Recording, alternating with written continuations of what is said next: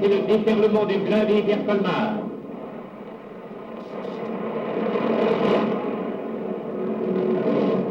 Voici les faubourgs. Et voici enfin Colmar libéré, la dernière grande ville que tenait encore l'ennemi. Une population joyeuse acclame ses libérateurs.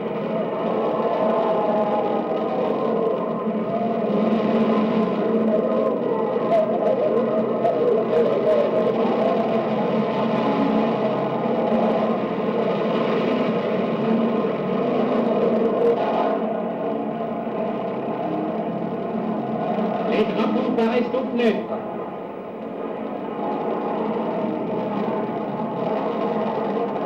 Le maire de Colmar reprend sa place et le général de Vernejoul entre à son tour dans la ville. Mulhouse, Strasbourg, Colmar. L'armée française sous le commandement de ses chefs a repris sa marche en avant. C'est elle qui pousse vers le Rhin et c'est elle qui le franchira. Le 2 février, j'étais à Pasteur, dans la cave, parce qu'on n'avait plus de place en haut. C'était trop dangereux. J'avais perdu ma jambe le 11 janvier à Egisheim. Et c'était dans la maison. Ils ont tiré de 3 épis et il y avait 5 personnes chez nous et tout le monde a été blessé et mort. Moi, j'étais la seule qui est sortie encore indemne. Avec ça, ma maman, elle a aussi été tuée. Une dame avec 2 enfants, des réfugiés qui étaient chez nous, et un soldat. Et on m'a mis à l'hôpital Pasteur après, encore avec une fille qui a reçu une pierre dans la tête, oui. Et on nous a emmenés à Colmar, à Pasteur. De la maman, je ne savais rien. On me l'a seulement dit quelques jours après. Je ne savais pas qu'elle est décédée. Mais avec le temps, j'avais encore d'autres à Pasteur qui sont partis l'une après l'autre. On était une quinzaine ou peut-être plus ensemble, dans le même compartiment, pour dire. Et on avait des fois presque pas de lumière et c'était atroce. Les gens nous apportaient une bouteille de vin et on mettait un cierge dedans pour avoir de la lumière. On avait seulement la lumière quand il y a des opérations. J'étais la plus jeune. On m'a soigné ma jambe, mais j'avais tout le visage qui avait des trous, des morceaux de bois, j'avais la lèvre ouverte, un morceau de la langue, un bout dans le palais. Et ça, on ne faisait même pas, on faisait seulement la jambe. Et ce 2 février, c'était une joie pour tout le monde quand ils ont dit que les Français sont venus. Tout le monde s'était réjoui. Il y avait une dame en face de moi qui était de Fraise, et puis il y avait son fils qui est venu avec la première armée. Alors elle a dit, va, embrasse cette Alsacienne.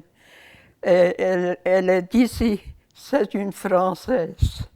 Il est venu chez moi, il m'a embrassé. Et dans l'après-midi, il y avait un monsieur qui venait avec sa fille habillée en alsacienne pour se présenter chez moi.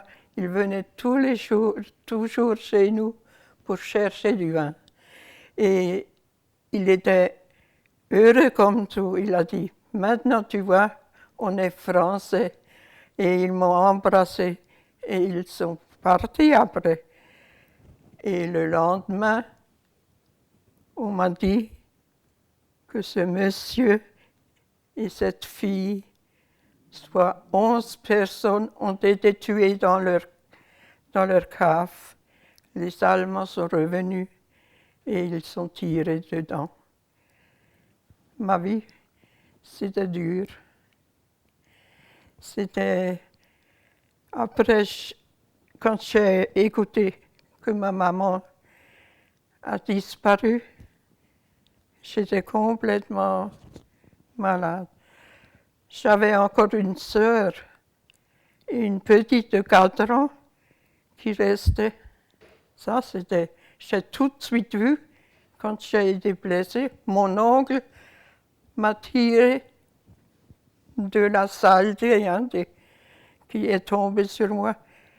Alors j'ai dit, oncle, j'ai perdu ma chambre. Je la voyais, elle était tout en morceaux comme ça. En bas, c'était parti, mais c'était en morceaux. Alors il a dit, j'espère qu'on peut garder le reste. Et après, il dit, écoute, celle-là, elle est pour nous. On a encore une fois tiré, mais celle-là, elle est passée au-dessus du toit et descendue dans la cave. Il tirait avec, je sais pas, des Abwehr, il tirait sur les avions, vous savez, qui passaient. Parce qu'il y a souvent des avions qui passaient. Il y a aussi les Américains et les Français qui passaient. Mais très haut, on connaissait leur bruit. Alors on écoutait toujours dans quelle région ils vont. Ils allaient toujours vers l'Allemagne. On avait toujours peur. Hein. On avait une radio et quand il n'y avait personne à la maison, on écoutait toujours les nouvelles. Et ça faisait ding-dong. Et après, ils parlaient où ils sont et ce qu'ils font. Et comme ça, on savait quand ils reviennent. Mais souvent, quand je regardais par la fenêtre, j'ai vu comment ça brûlait. Il y avait des flammes jusqu'au... Il y a les maisons qui ont été pas allumées, mais ils tiraient dessus. Oui. Et c'était toujours à 6 heures du soir que ça commençait. Ils commençaient à tirer et déjà il y avait des flammes qui montaient. On avait un soldat qui était chez nous et celui-là, il demandait toujours quand il rentrait, vous avez des nouvelles, dites-le-moi. Il n'aurait jamais rien dit à personne qu'on écoutait la radio.